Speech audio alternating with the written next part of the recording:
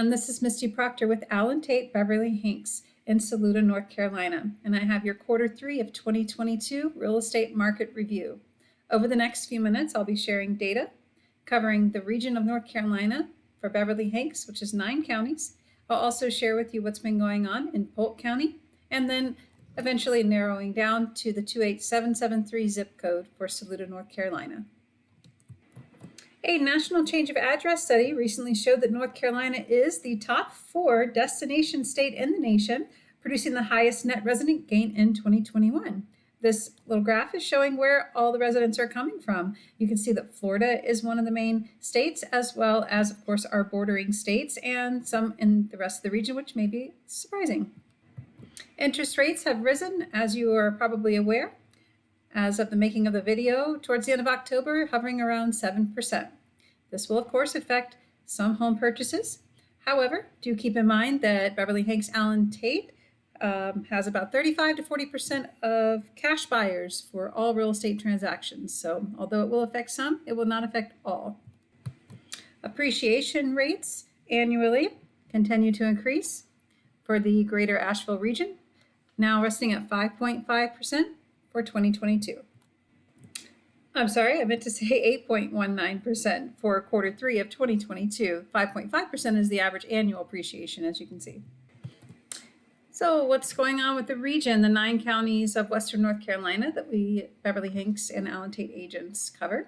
You can see that the median sales price rose 13.3% from Q3 of 2021 to this past quarter, up to $410,000. And also the number of homes for sale has increased by 14.3%, up from about 1,700 of this quarter last year to almost around 1,934 homes for sale in 2022. So how does that compare with the zip codes in Polk County? You can see the 28773 zip code of Saluda has been highlighted.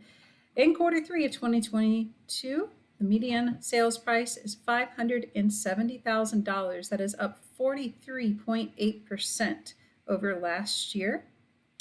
However, the 28782 zip code, where Tryon is, did have a slightly higher percent of increase of 46.9%. You can also see that the average days on the market was 11 for Q3. That's down 77% over last year. And that the number of closed sales, being 13, decreased slightly over last year. In Saluda, you can see that there were 37 total listings in Q3. That includes all withdrawn, temporarily off the market, closed sales, everything. Of those, the median price per square foot was $311, and the median sales price was $572,500. That is up 41.5% over Q3 of 2021, when it was only $404,500. And what was our data looking like for the highest versus lowest in Q3? As you can see, the highest sell price was $1.5 million. Lowest was $160,000. Highest price per square foot at $411, and lowest price per square foot $162. Now, it is worth noting that these prices per square foot would decrease slightly when we adjust for the land that was associated on both of these. Let me just share with you what these all look like. So this was our lowest price per square foot. It's a manufactured double wide home on Daytona Lane, $162 a square foot. Lovely home. This little cabin on Green River Cove Road was our lowest sale price at $160,000. And our highest price, the $1.5 million home, was on Hanging Rock Road. Beautiful property with a magnificent view. And technically, this was the highest sale price per square foot at $411 a square foot on Howard Gap. However, it did come with almost 39 acres. Once we adjusted for that, that's price per square foot comes down a little bit. So really, this was probably more like the highest price per square foot one on Windsong Lane up in Piney Mountain that sold for $401 per square foot, just under 2 acres, has a beautiful view. And now just to offer a slightly different perspective, rather than focusing on Q3 only data, this is year-to-date data for Saluda. In comparison with the 2021 year-to-date data, you can see that the number of listings for Saluda has decreased. The number of closings has also decreased. And the cumulative days that the homes are staying on market has also decreased, where the median close price continues to increase.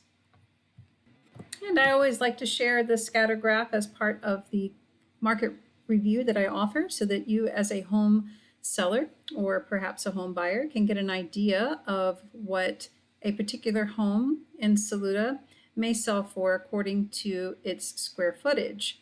So the way this graph works, we have all 37 properties from Q3 on the graph, each dot representing a sale. The red line represents the trend line, which is the average distance between those dots. So what we should be able to do is locate a home, let's say one that's 2,100 square feet, and follow it over, and then up to where it meets that trend line. And then if we follow it over to the price, we should be able to see what an average home at 2,100 square feet would sell for. And that's right at about $580,000, slightly above that, maybe around 600 or so if we go slightly above it. And if you think that it has something more to offer than the average home, you would go even further above the trend line, such as these dots here, which probably have, maybe they're proximal to downtown, maybe they have a great view, maybe they're updated, have some luxury finishings and so forth. That would drive the price above the trend line. And then of course the opposite being those that are below the trend line, maybe they're more rural, not as great access, maybe they need updating, something that would make them less than average.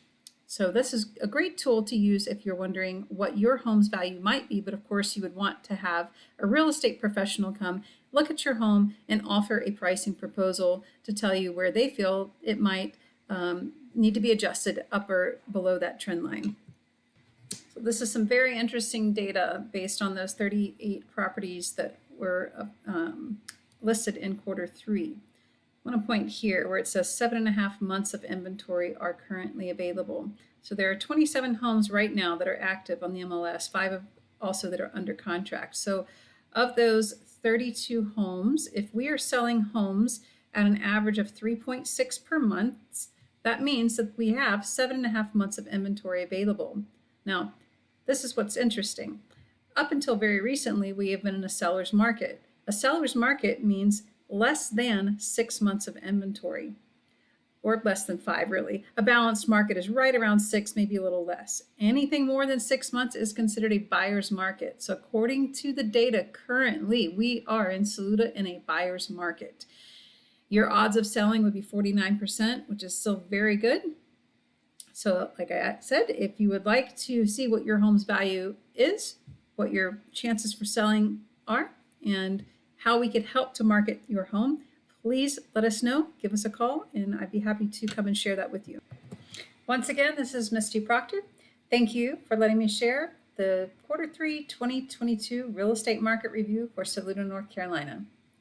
Stay tuned for next year's final 2022 year-end market report coming at you in January.